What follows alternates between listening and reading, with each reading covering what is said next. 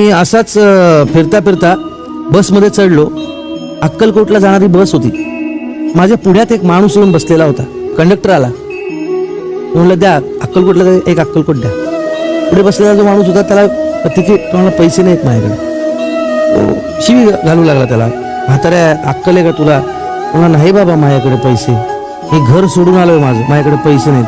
म्हणले एक मिनिट, काय तिकीट आहे? शिव्या का घालतात त्या म्हाताऱ्याला? बस जाणारच आहे, तो घर सोडून आला सांगतो तुम्हाला, हे घ्या तिकिटाचे पैसे. मी त्यांच्या शेजारी बसतो. म्हणलं काय झालं काका? काय नाही म्हणलं, मी माझ्या मुलांनी मला आज शिव्या घातल्या, त्यांना लहानाचं मोठं केलं आणि अपमान केला. म्हणलं मग घर कोणी सोडतं का? तुम्ही बनवलेलं घर, शेती बिती सगळं सोडून आला होता काका तो माणूस. म्हणलं पण घरी बायको असेल, बायकोने त्यांची बाजू घेतली, निघालो घरून. म्हणलं आता काय करणार? काय नाही, अक्कलकोटला जाणार, स्वामींची सेवा करणार. म्हटलं बरं. म्हणलं पण नाराज नका हो. तो म्हणला नाही